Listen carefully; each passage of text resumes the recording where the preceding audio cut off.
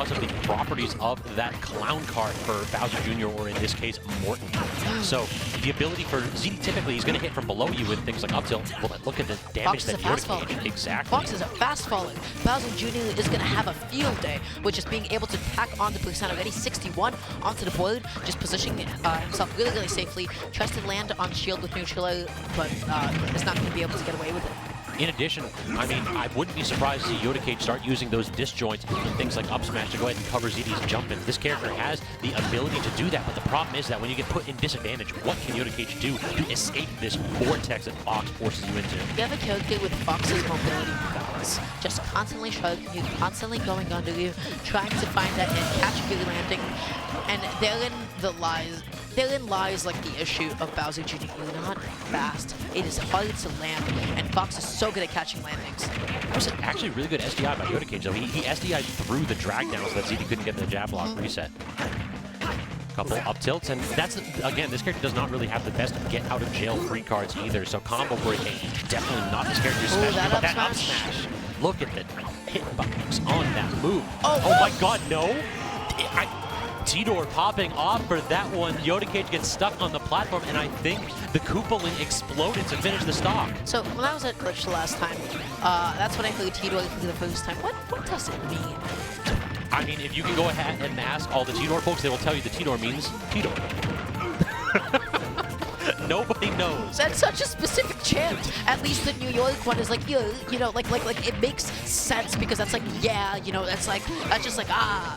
But what? I think it's a crew where each letter is the first letter of the tag of the folks that open it. Oh, okay, that makes a little bit more sense if that's actually the case. But that being said, Yoda Cage on his last stock, he is controlling the stage really, really well. But then ZD just finds that jump in.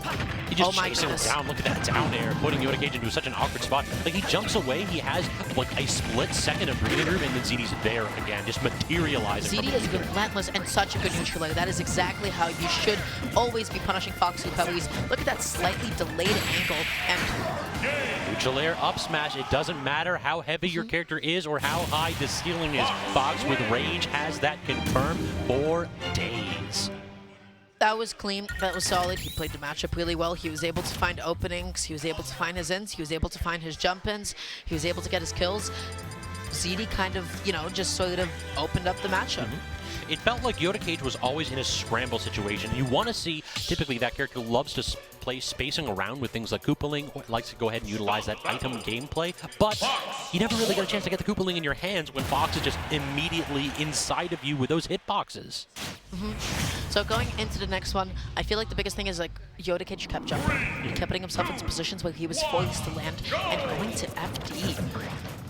Interesting option right here. Being able to cover a ton of horizontal space is a strength of Bowser Jr., but... Ooh, that down air was unfortunate. He was a little bit too close to the left side of the stage that ZD ended up just falling out, so he could not get his dash grab. Try and use the side B to just rush in. What?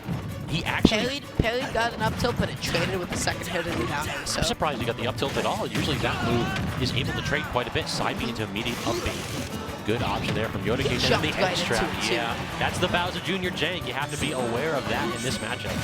Tries to go for the catching a jump preemptively. That's what you have to do. You can't really react to a jump. And oh my gosh, the Mecha Koopa coming in at the best possible moment, and there it is, the drag down air spike. So well played.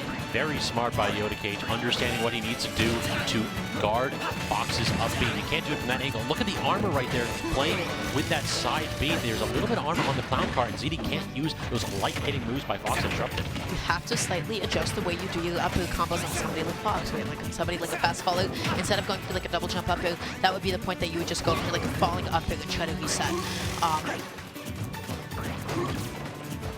Now, Morton trying to go ahead and space out with these aerials, but ZD's just never there. It feels like Yoda Cage just swinging into the ether. He's tossing out these aerials, but ZD doing a great job at avoiding it. Great down tilt, though. Charging that. Oh, such a good angle, too. That was such a drastic angle that he didn't go up enough, and that was good. That was well played. ZD was able to get the up smash, and now he has evened up the stock count. He can even up the percent to with just one falling neutral, one falling down. He tried to jump and air dodge onto stage, he evened up the percent. He did it. That's all it took.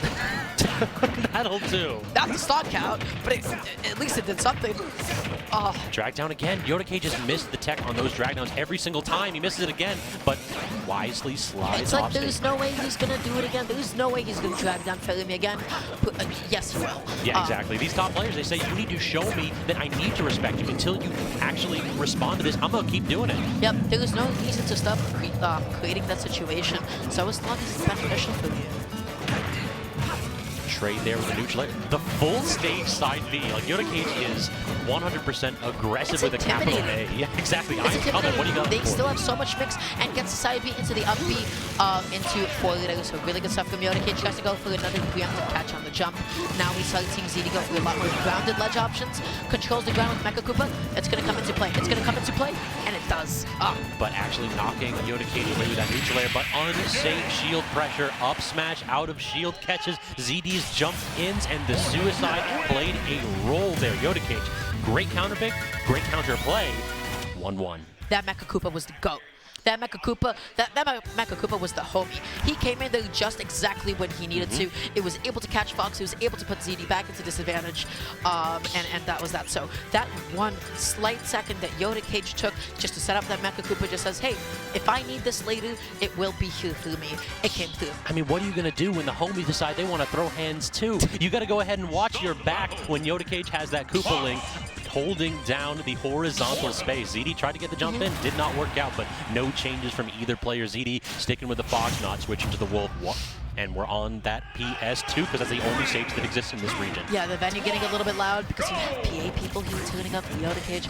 You got MDBA tuning up ZD. This is a hype set.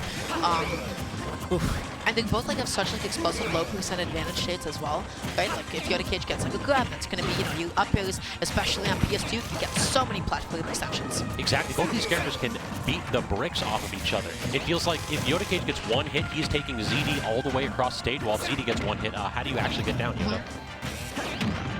Wow, what an aggressive edge play. Do you know that that's a multi-hit?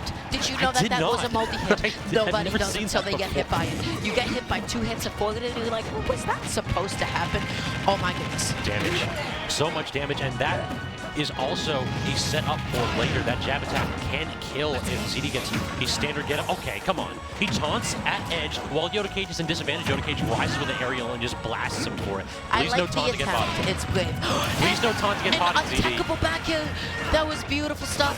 Yoda Cage gonna be taking that for the stock. Now we're the whole stock up at 100%. You know what ZD wants, right? Yep, narrow smash. As soon as you bring it up, Dark, ZD sets up for it. We're good at our jobs. We're professionals. Exactly. We know what we're talking about sometimes. Sometimes, exactly. Don't expect it every single time. On occasion. In fact, more often than not, we just kind of lied to you. I mean, a broken clock's right twice a day, huh? That's, could not have said it better myself. But yeah, it's completely evened up at this point. ZD has been doing a good job of putting on some percent.